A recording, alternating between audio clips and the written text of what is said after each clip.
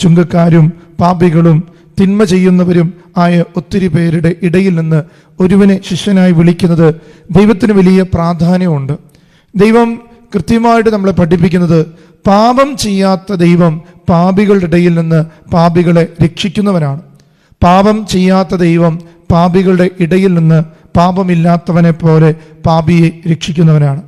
അതുകൊണ്ട് പ്രിയപ്പെട്ടവരെ, നമ്മൾ തിരിച്ചറിയണം, പാപിയോട് ദൈവത്തിന് കരുണയുണ്ട്, എന്നാൽ പാപത്തിൽ തുടരുന്നവനോട് ദൈവത്തിന് കരുണയില്ല.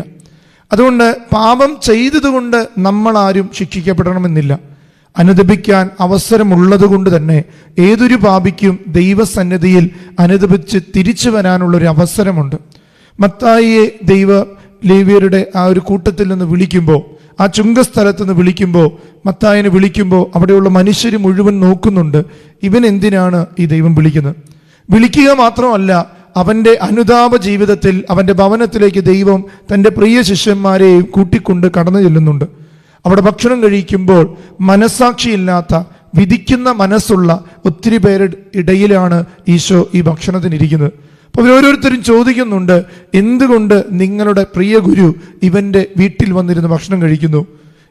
നിങ്ങൾ ഭക്ഷണം കഴിക്കുമ്പോൾ നിങ്ങളുടെ കൂടെ ഇരിക്കുന്നത് ഈ ലോകത്തിലെ, ഈ നാട്ടിലെ വലിയ പാപികളല്ലേ, ചുങ്കക്കാരല്ലേ, വേശ്യകളല്ലേ? അപ്പോൾ പ്രിയപ്പെട്ടവരെ, ഈശോയോട് ചോദിക്കുന്നൊരു ചോദ്യമുണ്ട്, എന്തിനാണ് നീ ഇങ്ങനെ ചെയ്യുന്നത്? അപ്പോൾ ഈശോ പറയുന്ന വളരെ വ്യക്തവും ശക്തവുമായൊരു വാചകമാണ്, ആരോഗ്യമുള്ളവർക്കല്ല രോഗികൾക്കാണ് വൈദ്യന്. ഏതൊരു പാപവും ഒരു വ്യക്തിയുടെ മനസ്സിനെയും ശരീരത്തെയും രോഗബാധിതമാക്കുന്നുണ്ട് എന്നുള്ളത് കാരണമാണ്. അതുകൊണ്ട് പ്രിയപ്പെട്ടവരെ, പലരും പാപത്തിൽ മരിക്കുന്നുണ്ട്. പാപം എന്ന രോഗം അവരുടെ ക്യാൻസർ ബാധിച്ചതുപോലെയാണ്. ചില ക്യാൻസർ രോഗങ്ങൾക്കൊരു പ്രത്യേകതയുണ്ട്, അത് ഒരു ശരീരത്തിൽ കെട്ടടങ്ങിയാലും മറ്റൊരു അവയവത്തിലേക്ക് പടരുക.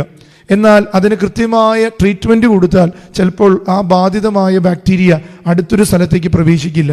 ഒരു മനുഷ്യൻ തൻ്റെ പാപം ഏറ്റുപറയുക മാത്രമല്ല, അതിന് പരിഹാരം ചെയ്യുമ്പോൾ ആ പാപത്തിന് അടുത്ത ഒരു ശരീരഭാഗത്തിലേക്കോ അല്ലെങ്കിൽ മനസ്സിൻ്റെ മറ്റൊരു കോണിലേക്കോ കടന്നു ചെല്ലാൻ പറ്റുകയില്ല.